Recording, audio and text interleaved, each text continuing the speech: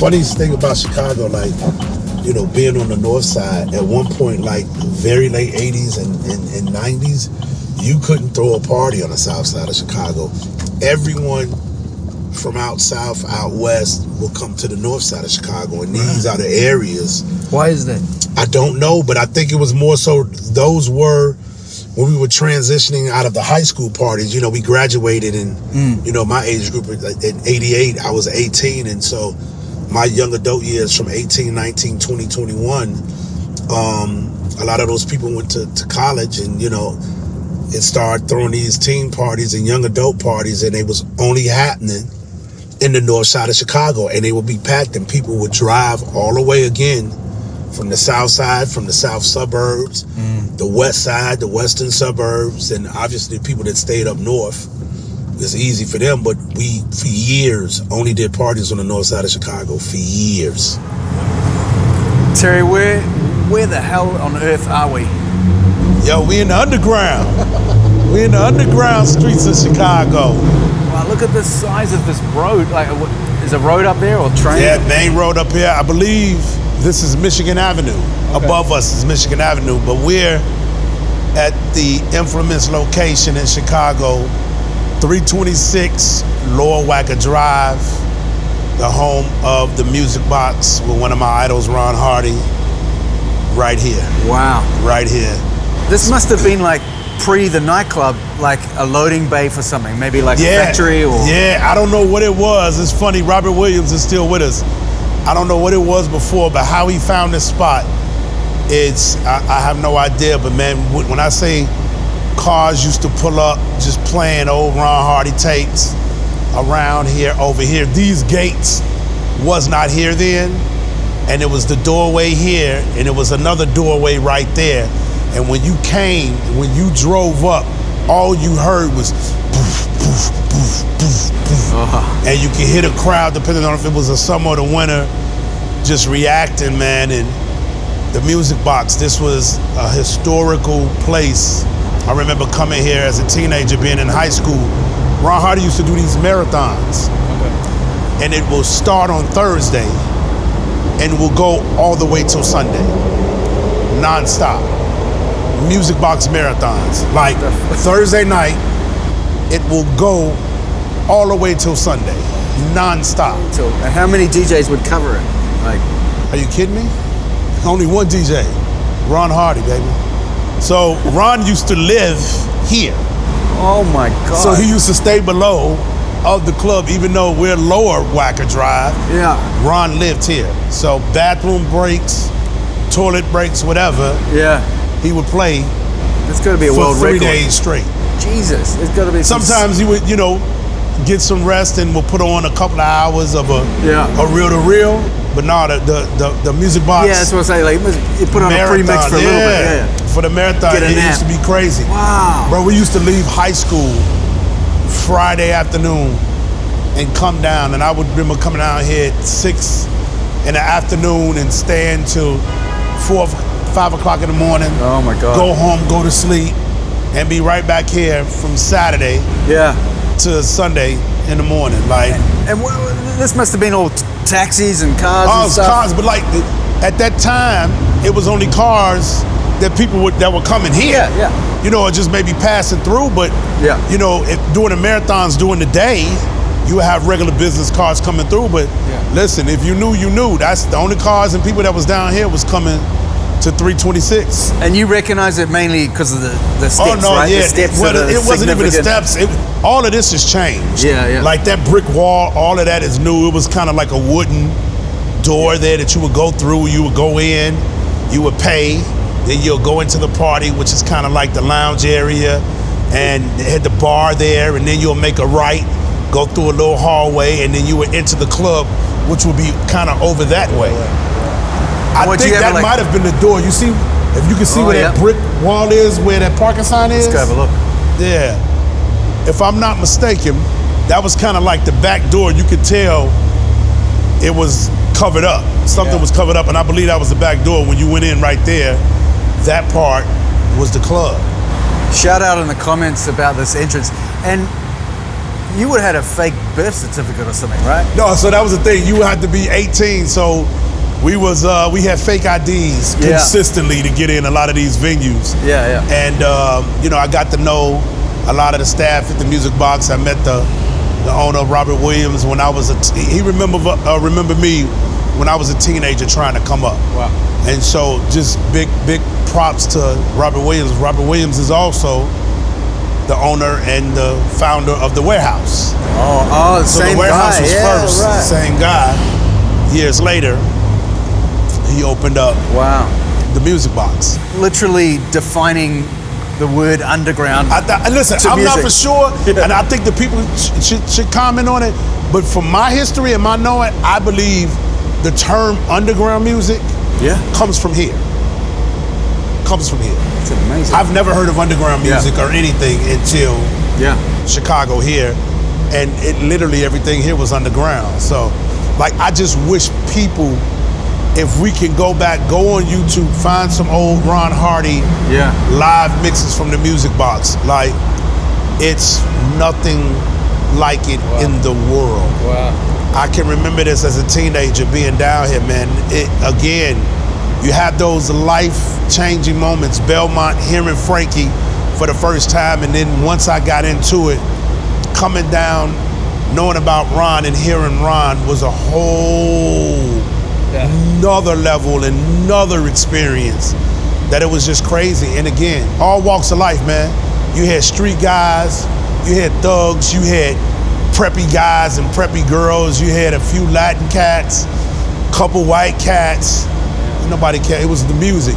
And it was just funny. It'd be certain times we'll be so hot and tired, people to come outside, and it's just funny. Ron will play a certain record, and it'll be 20 of us outside, and we hear that record come in, and you just see everybody dart, running on the inside to go hear that record that he's playing. Wow. The energy was like nothing I've ever experienced to this day. There's nothing, no club, no country, no city comes close. Like, it doesn't, and I've done some amazing events in my career, like amazing. Nothing comes close to 326. Nothing. How was he so prolific in finding the music and then manipulating it in the mix as well? Like, man, so it was just Ron's style. It was just very energetic. He played a lot of the records faster. Yeah. So you'll have a record that's really kind of maybe mid-tempo, but Ron will pitch that thing up.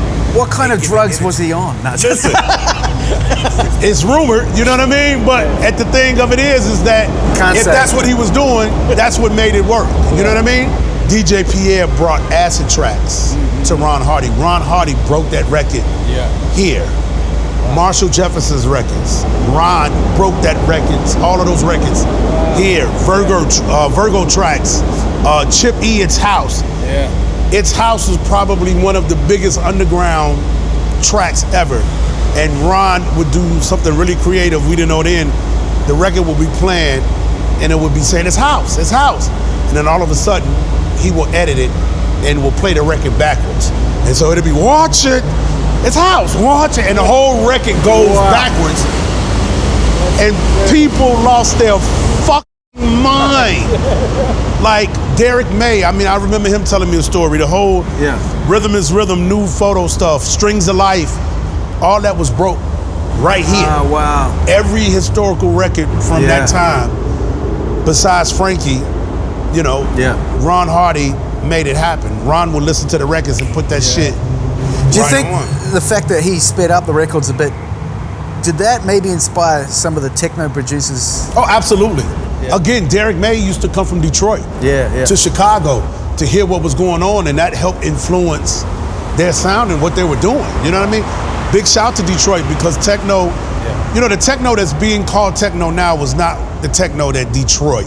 That sound was totally different. And so Detroit is a mega hub, you know what I mean? And a lot of us went to Detroit. You know what I mean? So a lot of those boys came down here and we went up there, but like as far as the Strings of Life and all of that, it's broke right here. Marshall Jefferson, Move Your Body, the biggest house record in the world, broke right here. Wow. If it was not for this location, you wouldn't have none of these records. You know what I mean? And that was the pivotal point. Coming to the box, I knew, and I was like, I need to try to figure out. I didn't want to just be a DJ. I didn't want to be local famous. I wanted to travel the world. And at that time, I was seeing stuff that Frankie was doing, you know, a few years later. And I'm like, yo, what do I have to do to be heard across the world? And I had to learn how to make tracks. And a good friend of mine at the time, Kenny Jordan, big shout out to him, man. He doesn't get enough credit, is that we were DJing together. I used to go DJ in his basement. And, you know, back then we were young, borrow records. And it's a club, famous club on the South Side at that time called the Hummingbird. And he lived not too far from there. And that was your first gig, right? That was one of my first gigs at the Hummingbird. Absolutely. 87th and Ashland in Chicago, South Side. And Kenny, my friend, stayed a few blocks over. And I remember him calling me, and it was right before a gig that I had at the Hummingbird. And he's like, yo, I brought a drum machine and I brought a keyboard. I'm like, for real? So he went over, he literally showed me how to use his 909 drum machine. Wow. And I don't know how to play, I don't know how to program, I don't know how to do none of that. But what I did, my very first track I made at his house will be the first track that I ever released with Armando. And that changed our lives, and that's how I was able to travel, because of that record Madness that I was playing on reel and cassette for so many years. Went #1 in London. Wow. That's how I got called to do my first gig in 1990 in London. And I had a friend of mine that we got cool coming to the Music Box. Yes. Dana, big shout to him. He met a young lady that was visiting Chicago. She lived in London. He started dating her, later got married to her, had a kid. And I remember he called me and was like, bro, your f***ing record is smashing over here. Wow. And I'm like, what? I'm all about Chicago. I'm like, man, whatever. I'm like, had no idea that this record left the record shops in Chicago. He's like, nah, I'm gonna call you back in a couple of weeks. He's like, I'm finna mail you a copy. Get this. This is in 1990. He mailed me a copy. It took like 2 weeks of this Blues and Souls magazine with my record on the Blues and Souls magazine from London, #1. Holy shit. And my friend Dana got with a good friend of mine now, Jeremy Newall, which was a DJ. He worked in one of the biggest record stores in London, England, called Catch a Groove. They put their money together in 1990, flew me to England. Wow. And I did my first gig, and it was crazy because nobody believed that they knew me. So they put their money together. And that's how I flew over in 1990, and the rest was history for me traveling. How exciting would have that been? Crazy. But the crazy part about it, I told this very same story. I did a podcast for DJ Jazzy Jeff. Yes. Like my brother, good friend of mine. Jeff's assistant found someone that had a copy of that magazine, Blues and Soul magazine, where the record went #1, and he gave it to me a few months ago. Oh, nice. So So how you about have that? it. Oh, so great. I have the magazine now. And they flew me over there, and I'll never forget, I'm first time on a plane to Europe in 1990, and freaking, I got a big duffel bag like this, full of records. Like, I carried those records on the plane. And so I never forget, I was coming through customs. They were both waiting on me. And he's like, where's your records? And I'm like, oh, right here. And they was like, wait a minute. You carried those heavy records through the airport, picked them up and put them on the plane. Carry on. As a carry-on. So you gotta remember, back in those days, it wasn't, you know, anybody can come to the gate. Like, when you were flying, your family can be right at the gate. There's no security, before really. There was no security like that, you know what I mean? So I just got out the car, I saw a cart, put the records on the cart, pushed them to my gate, and just took them and put them on the plane, you know what I mean? You got your fridge. And there you go. So I just, I put it on the plane and, you know, got off, and they was like, nah, man, that ain't how you do it. You're not taking those records back. Yeah, we're going to put them in a case. We're going to go buy you 2 cases, and that's what they did. Well, no one knew what they were doing much back then, because the DJ thing wasn't happening as much. It wasn't happening like that, especially internationally. You're like pioneering stuff. Yeah, man, okay. it was crazy. And especially, you know, you had people performing over there, but Frankie and a few other guys, that was really it. And it was just like paving the way. Here, man. Lord Wacker. Awesome.